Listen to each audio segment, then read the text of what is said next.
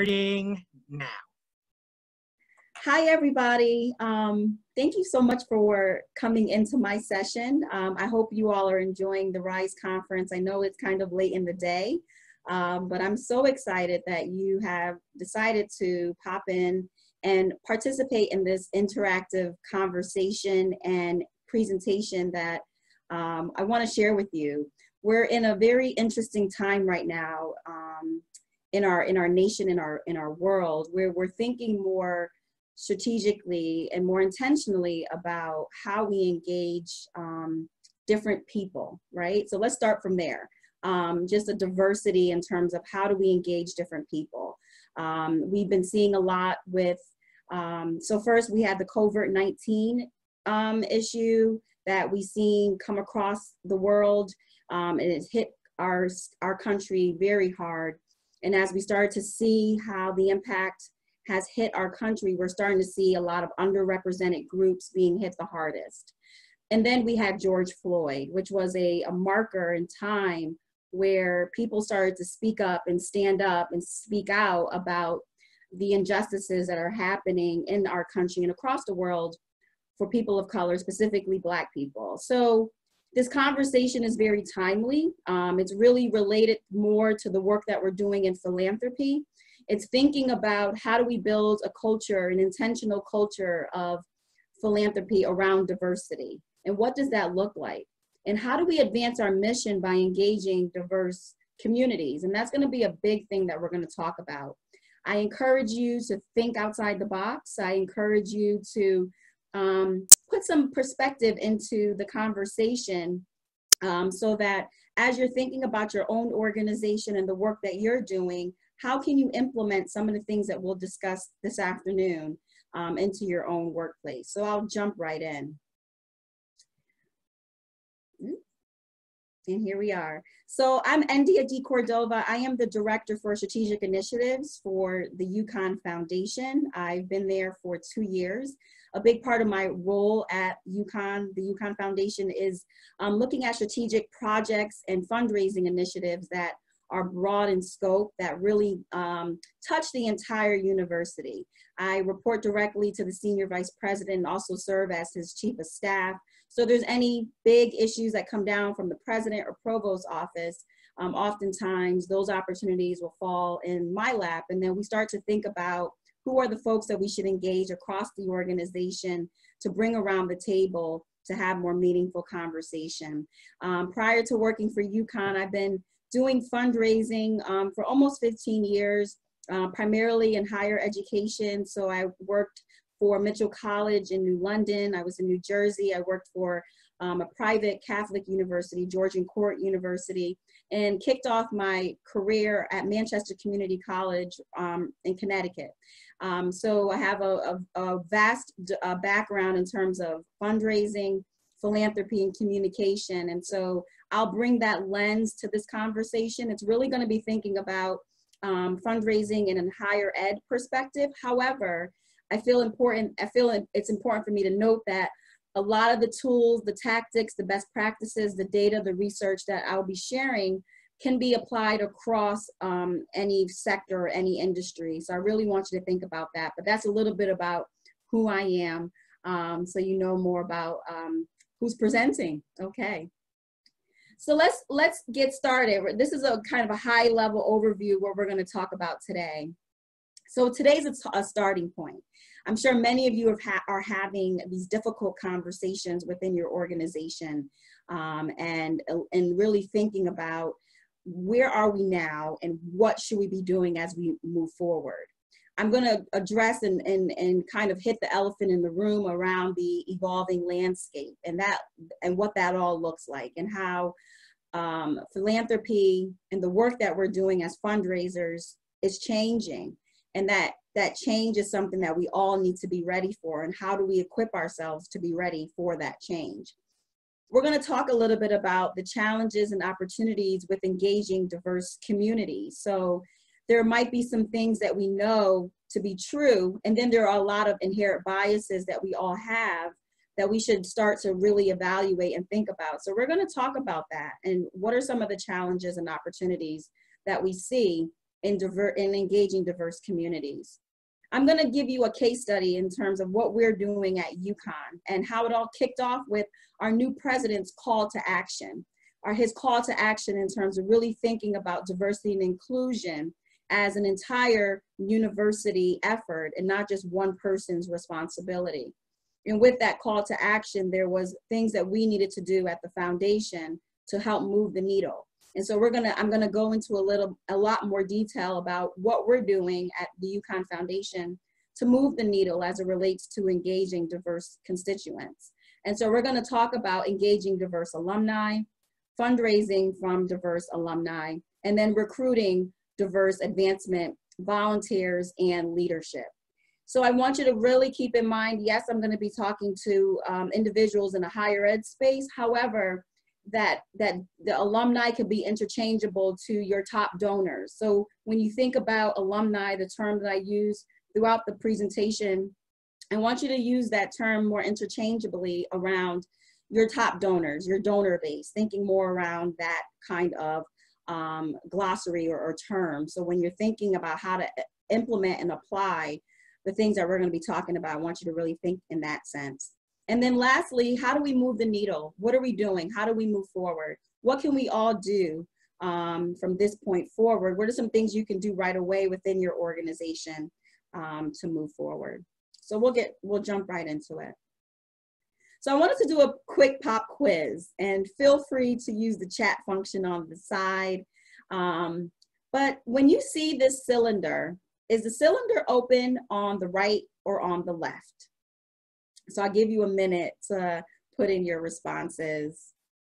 And some of you are saying the left, some of you are saying the right, some of you are saying both, some of you saying in the middle. And so I wanted to have this as our icebreaker for just to get the conversation started, so we understand that perspective is a big part of this work. When we're thinking about engaging diverse constituents, we have to understand that every person has a different perspective. And when we're working with diversity or working with diverse communities, they're each bringing their own perspective to that conversation. They're bringing their own perspectives to every engagement opportunity that they have with you or members of your organization, and vice versa. You're bringing your perspective to these conversations and to these engagement opportunities. And what are some of the perspectives that you have? What are some of the perspectives of our diverse donor base?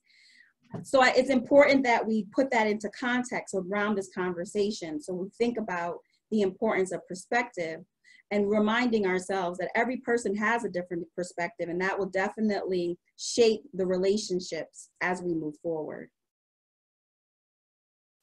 So the evolving landscape of philanthropy, big picture, right? So traditional giving has flatlined. We know that major gift donor pool is shrinking. We see that it's larger. However, there are more and more people that are going after the same donors, right? So we're seeing that the traditional giving has really flatlined. When I say traditional, it's primarily the white male, the affluent corporation or foundation that we're all going after. It's starting to flatline. And so we have to start to think outside the box in terms of how do we grow our pipeline? How are we thinking beyond traditional markets in terms of growing who can support the work that we do? We also understand that with this evolving landscape, a one strategy does not cover all major gifts or major events. So that idea that I put out one appeal, one call to action, one event, and it will tap every single person in my caseload or in my portfolio, we have to really rethink how we do that. We have to understand that hyper-personalization is going to be how we really make an impact. Understanding individuals and what matters to them and what connects with them in a meaningful way is going to be how we fully engage individuals into the work that we're doing. So the broad brush approach is something that we're gonna have to start to move away from and really think about personalization around our strategies as it relates to donor engagement. We need to also understand the evolving landscape as it relates to donors, because donor expectations now and what donors expect 10 years from now are going to look a lot different. If you think about who are the decision makers now and who will be the decision makers 10, 20 years from now, we understand that what their expectations, what they're expecting from an organization, from a nonprofit, from what they're giving is going to be a lot different than what people expect today. The generation Zs, the millennials, their interest level, what they do in terms of philanthropy looks a lot different than the baby boomer. So we're going to have to really think and rethink our strategy as it relates to stewardship and how we're telling the story about the impact of the support that we're doing. The old playbook needs to change. So the idea that we can do a golf tournament or a big event and we're going to get all this money from these opportunities, that's going to no longer be the case. The old playbook in terms of the same people going after the same money is going to change, and the players need to change, meaning the networks that we have right now, board, the folks in our development operation, are they diverse? Does everyone look the same? That's going to also have to change to support and to move with the evolving landscape. And then specifically for higher ed, the changing student population and shift in demographics will also impact the work that we do. There's a statistic that talks about by the year 2045, our country, our nation will be a majority minority country. So what does that mean? How does that impact the work that we're doing now? And hypothetically, how are we preparing for that shift? So understanding that in the next 20 years, our demographics, our nation will look a lot different. Will our philanthropy and the work that we do follow suit? And that's something that we all need to think about. So with that shifting demographics, we understand that the philanthropic future globally will shape and define diversity. And we're seeing that now. The call for diversity across the globe is really going to shape how people give, what people give to. If you haven't noticed, with the George Floyd protests and the Black Lives Matter movement, you see more organizations, more companies speaking up and standing to say, we support this movement. We support what this movement is all about. And they're not only speaking it, but they're putting dollars behind it. Bank of America recently had an announcement about their willingness to invest almost, I think, $4 billion over a 5-year period to initiatives driven by a lot of this work. So the idea is that the philanthropic future globally will be shaped and defined by diversity. Changes taking place now are transformative, comparable to the major shifts in post-World War II baby boomer generation. So we're seeing things that are happening a lot quicker, technology, faster. So the idea is that we're going to have to learn to shift in this new environment. And most multicultural growth is going to happen, not because of immigration, but because of increasingly US-born minorities. Just today, the Supreme Court approved DACA. So the idea is that there are going to be more and more minorities in our country, and they're going to be the ones that are going to be supporting the work that we do. And so growth will revitalize our population. This growth will revitalize our labor force, and it will bring new growth to key areas in the United States. So this is going to be a tremendous opportunity for all of us. And it will transform our politics. If you see what's going on today, it will transform our economy. And ultimately, it will transform the way we do our philanthropy. So we all need to get on board and get excited about the direction that we're going in. So with that, there are always going to be challenges and opportunities. So I wanted to kind of go over a couple and have you think about how this will impact the work that you're doing specifically. So with that, untapped markets and multicultural spaces, how can we keep up with the changing America? What do we need to do? How do we need to provide resources to our team so that we're more aware and that we're more in tune? how do we ensure that we are moving in the direction that we can support as a country and for our organization? We do not want our organizations to become obsolete. So how can we continue to stay relevant and move in the direction that we're going in as a country? Challenging assumptions about why donors give. That is something that's so important, because when we move beyond traditionally defined donors, how can we reframe our thinking? The idea is that a lot of times as fundraising professionals, we oftentimes see people of color as the recipients of the work that we're doing versus the partners in bringing in the funds to support the work that we're doing. So we really have to do some hard work with shifting that paradigm to see the opportunities that's out there amongst communities of color and how powerful it can be if they partner with us in doing the philanthropy that we do. So not only seeing them as recipients, but seeing them as partners in this work is going to be key. We have to remove the false assumption around the inherent bias that alumni and donors of color do not give.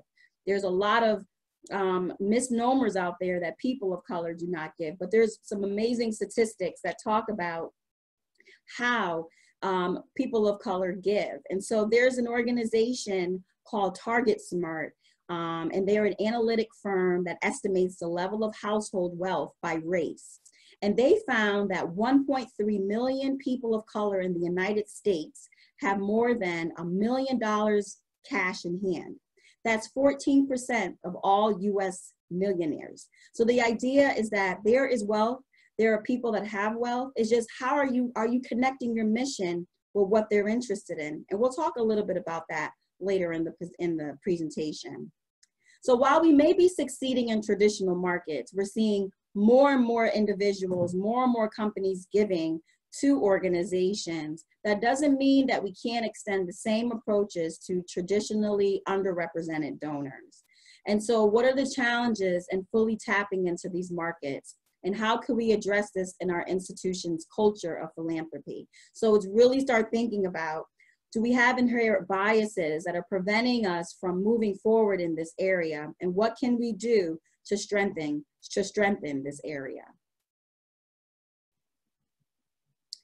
So the impact of educational philanthropy. The traditional major gift donor pool is larger than we realize, and that's important to note.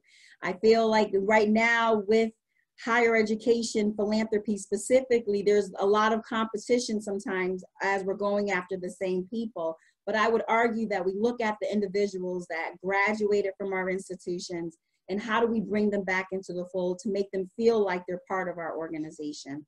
When we move beyond traditionally defined donors, we can really reframe our thinking.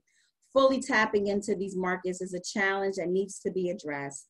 And again, while we're succeeding in traditional markets, doesn't mean that we can't approach the same in underrepresented donor groups. So it's really just drilling down a little deeper into what we just discussed.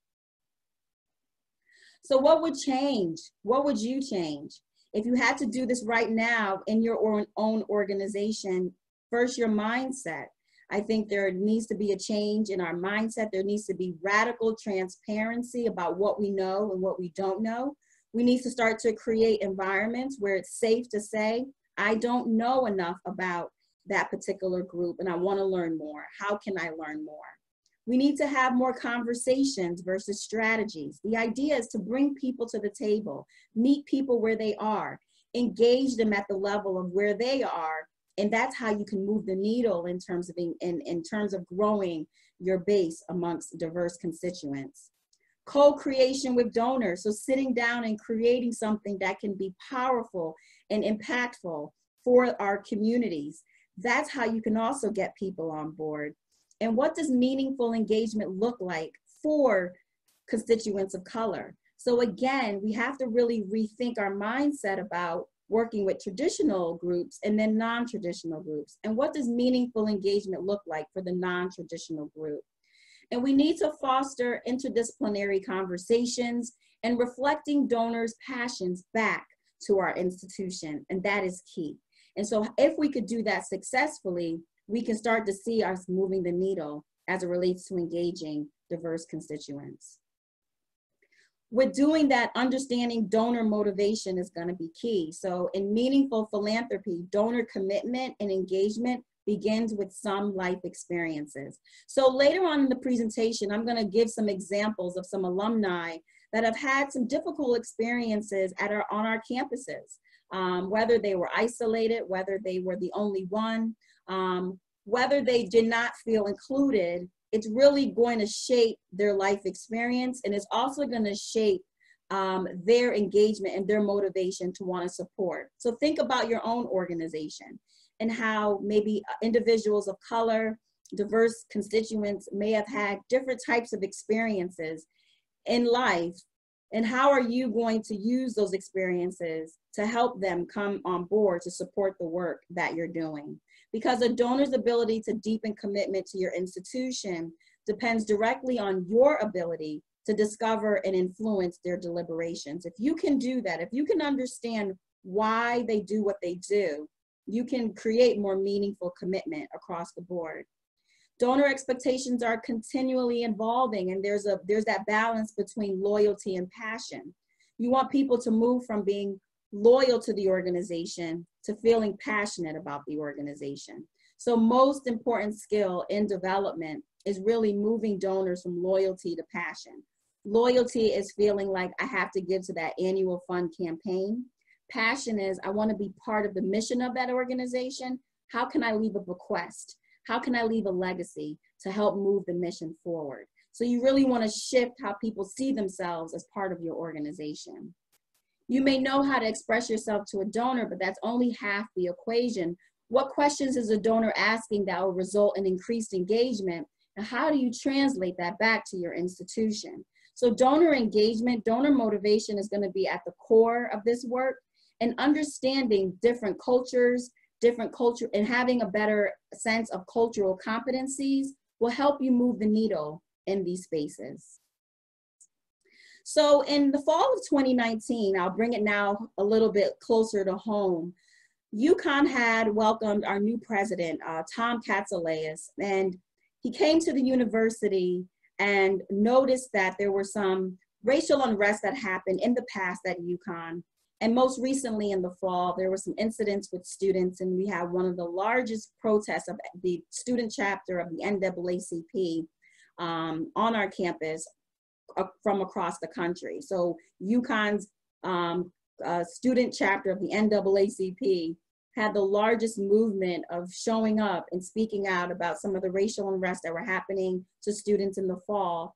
And it really triggered the president to want to do something about it. He was new, and he said, you know what, this is something that we can no longer just put under the rug and brush under the rug. We need to address this head on.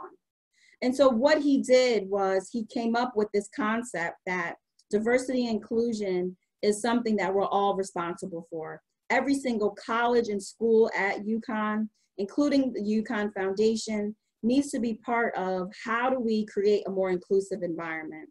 It's aimed at continuing to build a welcoming and inclusive climate on our campuses, one where every individual is valued for their unique contribution to the life and mission of the university. And he says, I quote, I firmly believe that any strategy to achieve the environment and culture we value and that we need in order to support learning must include whole institution engagement around diversity and inclusion. That was our call to action in fall of 2019. He empowered every single person on our university, to think about their role as it relates to diversity and inclusion. So that was something that we needed to take a hard look at within the UConn Foundation. And as we have deans and academic leadership renewing their focus around diversity and inclusion planning. We recently hired a chief diversity officer for the university, but then we had to take a closer look at the foundation and say, hey, what are we doing to move the needle in this space? And we started to ask ourselves some of these types of questions in terms of if we're going to be intentional about building a diverse culture of philanthropy for UConn, what does that look like? How do we intentionally engage and broaden our outreach to alumni, donors, and volunteers and leaders of non-traditional donor pools? How can we be intentional about that work? How do we move the needle in fundraising activity among alumni and donors of color? And what cultural competencies do we need to develop? as we think about our organization, what areas do we need to become more proficient so that we can do this work well? What is the foundation's commitment to attracting and retaining non-traditional donor pools, and how do we work across the institution and the university to do that? And how can we rethink our culture of philanthropy as it relates to diversity and inclusion? And what resources do we need to shift the paradigm? So we have these high-level questions presented to us as an organization, and we started to take a deep dive into what that looked like. So I'm going to walk you through this case study of how we started to do this work. So first, we took a stab at looking at our UConn students now and understanding that they'll be UConn alumni later. So do you remember the statistic that I talked about earlier around our country becoming a majority country by 2045? Well, we're seeing in real time, our students are becoming more and more diverse. Our total university undergrad enrollment was in 2020, 37% minority. Think about that compared to in 1989, there were only 10.2% minorities on our campus. So in over 20 years, we've really doubled the number of minority students that we have on our campuses. And as these demographic shifts play out on our campus, they will also shape and impact our alumni base. So it again supports the data that I was sharing earlier, that as our evolving landscape starts to change, the impact of our work will also start to change in terms of how we communicate and who we engage with.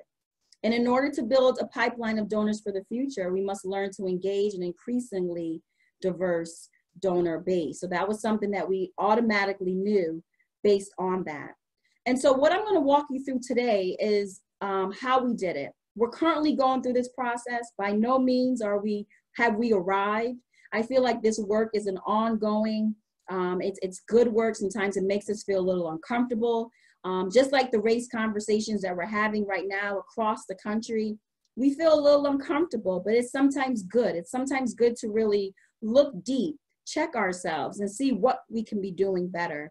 And that's the work we're doing now. It's exciting work. We still have a long ways to go, but it's showing us that we are moving in the right direction. So I'm going to focus on 3 areas specifically. Engaging diverse alumni. So when we talk about engagement, we're talking about opportunities to bring as many people around the table to understand the work that we're doing. And then once they come into the fold, how are we fundraising from these diverse alumni groups? And then the third is, how are we recruiting to make sure that our boards, our advisory boards, our foundation board, and our leadership within the organization and around the organization reflects diversity as well. So we'll start with engaging diverse alumni. So we took, I worked with my team in terms of our data. We took a stab at looking at event attendees based on race, and we did a snapshot over the past 4 years. And so one thing that we learned as an organization is that our data, we have not been tracking our data by racial, ethnic categories. So more male, female, of course, School of Business, School of Engineering, grad year, even interest in terms of where they work, but not necessarily understanding the demographic, the racial or ethnic demographic of our audience. So that's something that we're now looking at. Because we're a separate 501c3 arm of the university, we don't automatically get that data from the university. So we're now working to collect that data so that we can have a better idea of how we're moving the needle with the population. So one recommendation can be, how are you tracking the data? How are you tracking your work with engaging in diverse groups, engaging with diverse groups? Are you able to track that data? If you are, that can help you to really laser in on the types of programming and the types of work you can be doing to show meaningful movement. And so what we found is that a majority of our events are attended by white alumni, where we have single-digit participation from our minority groups. And so what can we do to start bringing that number up is something that we start to think about. And what we talked about and what we're looking at are some of the challenges that we find. And so many alumni of color have had different experiences as students at our universities and colleges compared to traditional alumni. So sometimes we would approach an alumni thinking that they've had the best experience at our university. And unfortunately, some of them did not as alumni of color. Not all, and everyone's experience is different. That's why we talked about perspective in the beginning of our presentation.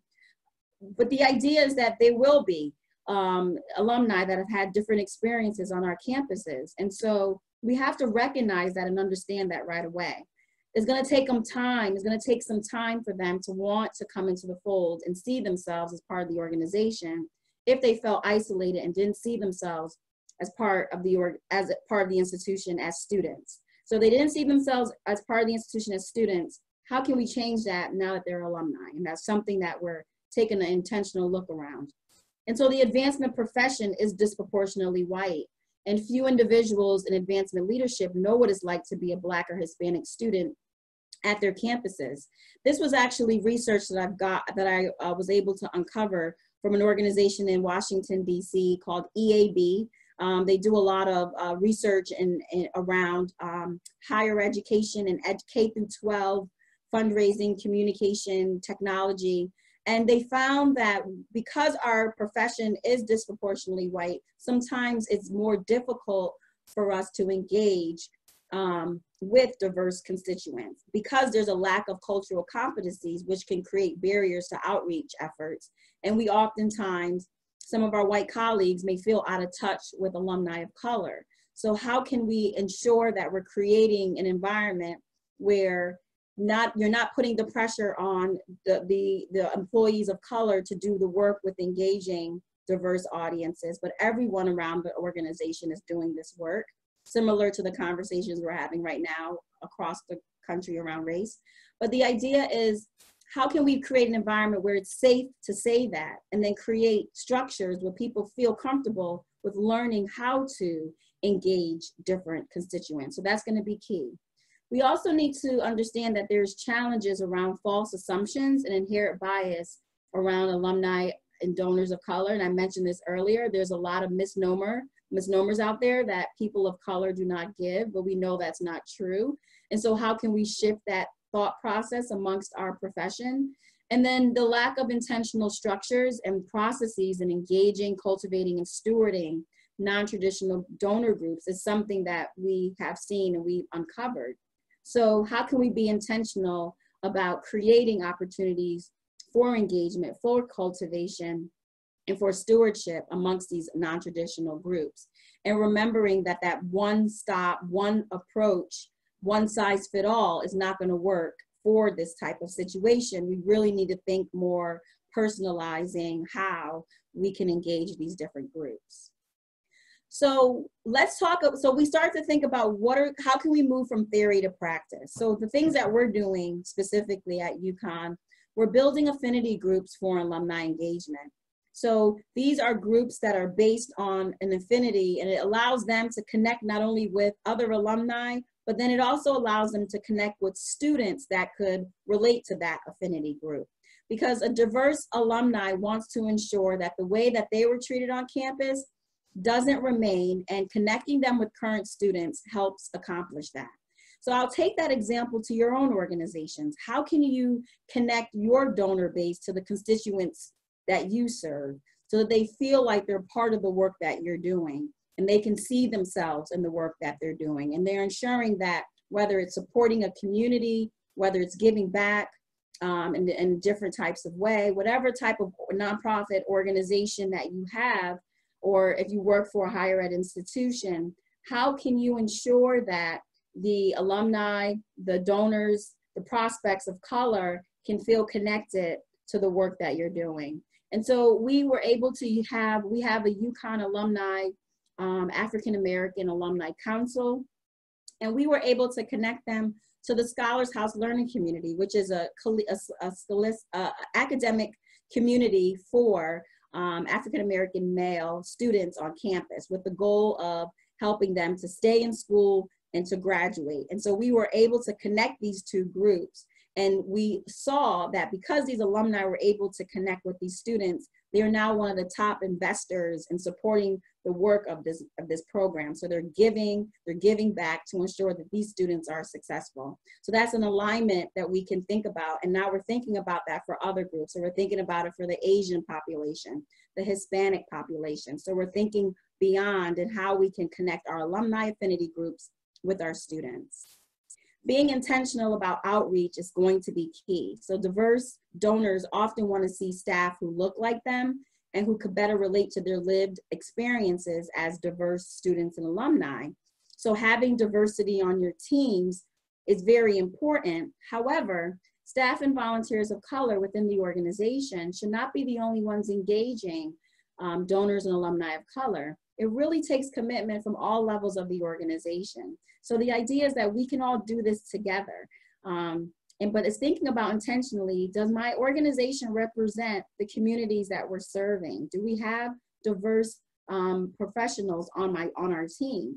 And if we're still working to do that, then how can we continue to engage our diverse communities and feel comfortable doing that? And that's something that we're thinking about more intentionally.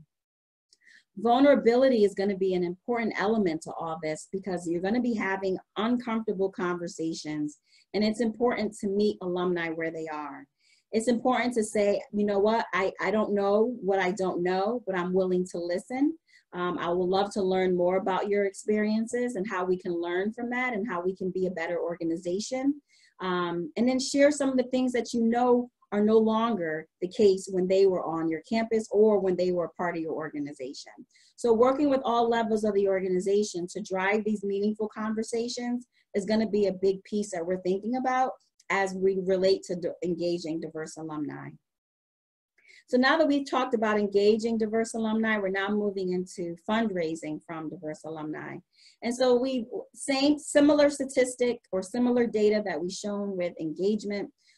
It's actually more for fundraising. Predominantly, a majority of our gifts do come in from white constituents, and we're working and thinking about what we can be doing to move the needle amongst our diverse constituents as well. So that's something that we said, okay, now we see the data, what can we do to start to move the needle?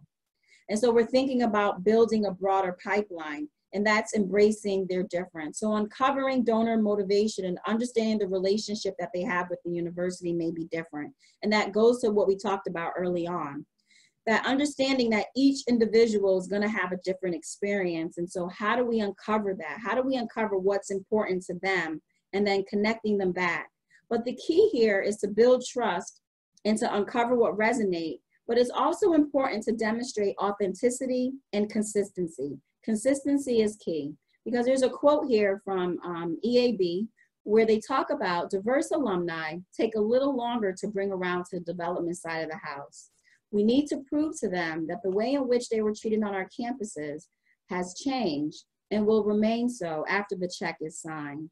So the idea is that once we receive our gift from our diverse constituent, how do we make sure that we're continuing to engage them and making them feel like part of the organization? But understand that it's going to take some time. It's going to be a little more harder work bringing diverse constituents to the table.